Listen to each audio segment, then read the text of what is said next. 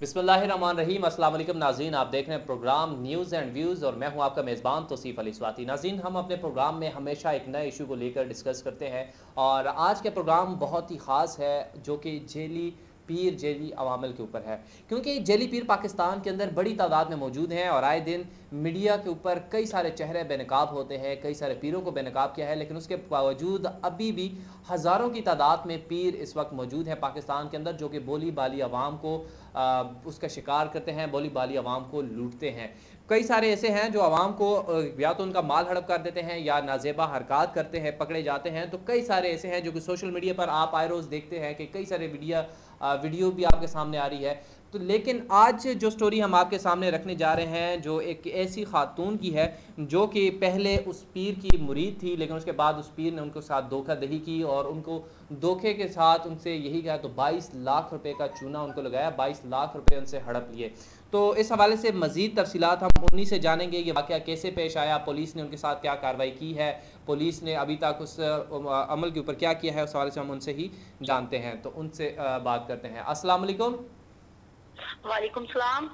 अच्छा madam, programme में आने का बहुत शुक्रिया।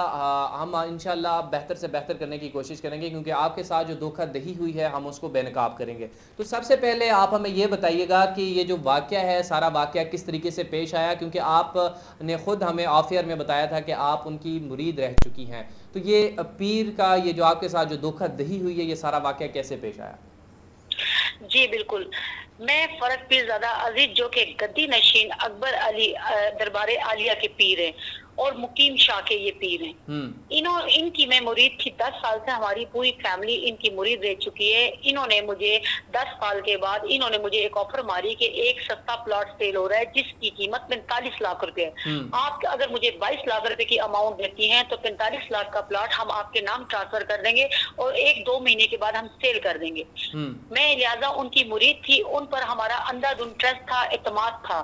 उन्होंने मुझसे 22 लाख की रकम ली और तकरीबन महीना 2 महीना टाल बटोल मेरे साथ करते रहे। टाल बटोल करने के अवैस जब मैंने ज्यादा जोर दिया तो उन्होंने उसके अवैस मुझे एक 22 लाख का चेक थमा दिया।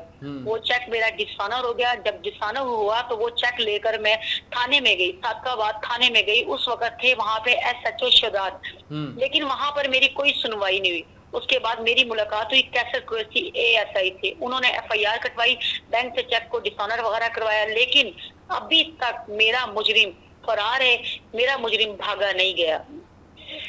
अच्छा, मुझे ये बताइएगा, ये जो सारा वाक़या पेश आया है, एक तरफ उसमें क्योंकि ये जो सारा वाक़या आपने बयान किया इसके अंदर आपकी भी गलती है और पीर की भी गलती है, क्योंकि इसमें आपकी ज़रा सी गलती है कि आपने थोड़ी सी लालच के चक्कर में एक इंसान के ऊपर ट्रस्ट किया और उसने आपको धोखा दिया। तो आज साथ मैं आपसे ये पूछना चाहूँगा, मुझे ये भी बताइएगा कि अब तक पुलिस ने क्या कार्रवाई की है? पुलिस ने अभी तक कोई भी कार्रवाई नहीं की। FIR कटने के बाद मैंने कई दफा थाना सादकाबाद के चक्कर काटे, उन्होंने मुझे सवाए झूठी तसल्ली के कुछ भी नहीं दिया। उन्होंने मुझे अब ताहिर रेहान है, आजकल ताहिर रेहान के पास में गई थी, ताहिर रेहान ने मुझे यही कहा कि मैडम आप टेंशन ना लें, हम आपका काम कर देंगे, आप बेफिक्र हो जाएं, आपका मुजरिम हम पकड़ेंगे। उसके बाद 10 दिन में चक्कर काटती रही हूँ। उसके बाद मैं मजबूर होके ASP के ऑफिस न्यू टाउन में गई हूँ। उन्होंने मुझे झूठी तसल्लियां दी। उसके बाद मजबूर होकर मैं CPO के ऑफिस गई, अहमद हसन यूनस जो कि आजकल CPO तैनात हैं। उन्होंने मुझसे खुली कचहरी में सवाल किए और मैंने उनके जवाब पे ये कहा कि सर मैं ASP और CPO ऑफिस इसलिए आई हूँ क्योंकि मेरी नीचे तबके ने कोई भी सुनवाई नहीं की, मैं मजबूर होकर आपके पास आई हूँ। उन्होंने कहा बीबी इस बार मैं आपको भेज रहा हूँ, बीबी इस बार मैं आपको भेज रहा हूँ क्योंकि आप पहले मेरे पास आई नहीं थी। उनके कहने के ऊपर दोबारा मैं न्यू टाउन ASP ऑफिस गई। उन्होंने मुझे दोबारा से SHO के पास भेजा। SHO ने दोबारा मेरी सुनवाई नहीं की और वहां के तफ्तीशी ने मुझे ये कहा कि मैडम आप जिधर मर्जी घूम फिर के चली जाएं, आना तो आपने हमारे पास ही है क्योंकि केस हमने हल करना होता है, हम हल ना करें तो ऊपर वाले हमारा कुछ भी नहीं कर सकते। उसके बाद मैं मजबूर होकर ये बताइएगा कि आप CPO साहब के पास कब गई थी? मैं CPO के पास जब गई थी उस दिन 19 तारीख 12वां महीना 2019 इस डेट को मैं वहां पेश हुई थी। अच्छा, तो उसके बाद भी कितना लंबा अरसा गुजरने के बावजूद अब तक कोई कार्रवाई नहीं हुई? इसके बावजूद जो सीपीओ साहब ने मुझे जो अहमद एहसन यूनुस सर ने मुझे नंबर दिया था, एक व्हाट्सएप का और एक पीटीसीएल नंबर। उन्होंने कहा था कि अगर आपकी सुनवाई ना हो तो आपने इन नंबरों पे कांटेक्ट करना है। मैंने बराबर उन नंबरों पे कांटेक्ट किया। उन नंबरों पे कांटेक्ट का मुझे ये सिला मिला कि जो भी फोन रिसीव करता था तो उन्होंने मुझे ये राय दी कि मैडम ये सीपीओ काम नहीं करेंगे, आप आरपीओ के पास पेश हो। फिर मैं आरपीओ के पास पेश हुई हूँ। आरपीओ साहब ने दोबारा से मुझे एसपी राय मजर के पास भेजा। एसपी राय मजर ने भी मुझे सवाए झूठी तसल्ली और झूठे हौसले के सिवा कुछ नहीं दिया। और अब यहाँ तक नौबत आ गई है कि मैं एसपी राय मजर से फोन पे बात करती हूँ या मैं कुछ कहती हूँ तो आगे से उनका ये जवाब होता है, बीबी हम कानूनी कार्रवाई कानून को मद्देनजर रखते हुए करेंगे। इसके अलावा कोई जवाब नहीं। आज दिन तक मैंने 8787 पे 4-5 दफा कॉल करी, वहां से मुझे ये रिस्पॉन्स मिला है। उन्होंने मुझे कहा है कि मैडम आपके जो थाने सादकाबाद एसएचओ ने हमें रिपोर्ट लिख कर भेजी है कि हमने फलान फलान जगह पे रेट डाली, हमारा मुजरिम नहीं पकड़ा जा रहा है। जबकि ये झूठ है, इन लोगों ने रेट डाली नहीं, इन्होंने मेरे साथ ताउन किसी ने भी नहीं किया, किसी ने भी ताउन किया। कि आपने सुना हमारे साथ खातून मौजूद हैं जिन्होंने कहा कि अब तक उनके साथ ना पुलिस ने कोई अहसन कार्रवाई की है, ना ही और किसी ने इनके साथ कोई बेहतर सलूक किया है, क्योंकि इन्होंने सीपीओ ऑफिस भी गई हैं, आरपी ऑफिस भी गई हैं, ये एसपी साहब के पास भी गई है और दीगर दफातर के चक्कर लगाने के बावजूद, बार बार चक्कर पे चक्कर लगाने के बावजूद अब तक इनका मामला हल नहीं हो सका। और एक गद्दी नशीन पीर जो कि इनको धोखा देकर फरार हो गया है और इनके 22 लाख रुपए लेकर जो कि यहाँ से चले गए हैं, तो उनको अभी तक पुलिस पकड़ने में बुरी तरीके से नाकाम हो गई है। और ये खातून जो कि खातून है और बहुत ही, क्योंकि यहाँ पे कहा जाता है कि हमारे माशरे के अंदर औरत को कमज़ोर समझा जाता है, क्योंकि औरत जब भी किसी जगह जाती है तो उसको कमतर समझा जाता है। लेकिन आज भी वो मिसाल हमारे सामने है कि ये खातून कई दफातर के चक्कर लगाने के बावजूद, सीपीओ ऑफिस और बड़े बड़े जितने भी ऑफिसर्स हैं उनके दफ्तर के चक्कर लगाने के बावजूद अब तक इनका मामला हल नहीं हो सका, क्योंकि इनके ऊपर कोई बड़ा हाथ नहीं है। कहते हैं कि जब तक आपके साथ कोई सियासी पार्टी जो है आपके साथ खड़ी नहीं होगी या कोई बड़ा नुमाइंदा आपके साथ खड़ा नहीं होगा तब तक आपका काम नहीं हो सकता। तो ये हमारे सामने ऐसी मिसाल है कि कब तक इस तरीके से आम आवाम जो है ये जुल्म बर्दाश्त करती रहेगी और इस तरीके से उनका साथ नहीं दिया जाएगा। तो मैं यहाँ पर इनकी तरफ से यही कहना चाहूँगा कि जितना हो सके इनका साथ दीजिए और पुलिस वालों से यही रिक्वेस्ट है कि जितनी जल्दी हो सके इनके मुलजिम को गिरफ्तार किया जाए, उनसे तफ्तीश की जाए और इनकी जितनी भी रकम है उनको वापस की जाए। तो मज़ीद आप क्या पैगाम देना चाहेंगी, क्योंकि इस वक्त आप प्रोग्राम में लाइव हैं, और आप ये क्या बताना चाहेंगी, वज़ीर-ए-आज़म इमरान खान साहब को क्या पैगाम देना चाहेंगी और चीफ जस्टिस साहब को क्या पैगाम देना? मैं मजीद ये पैगाम देना चाहूंगी कि मेरा रोजगार का कोई जरिया नहीं है।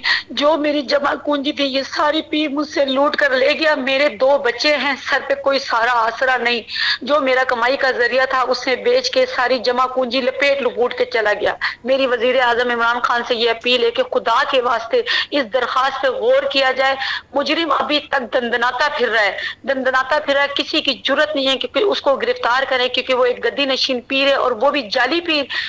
मेरी यही अपील है आवाम से कि जितना हो सके मेरा साथ दें, मेरा इस केस को हल करवाएं और मेरी खोई हुई डूबी हुई रकम मुझे वापस दिलवाएं। और खास तौर पे सीपीओ अहमद हसन यूनुस से मैं दरखास्त करती हूँ कि मैंने उनके इतने सारे पेज लाइक किए, इतने ज्यादा उनके कारनामे देखे, उन कारनामों में मेरा भी ये कारनामा शामिल कर दे।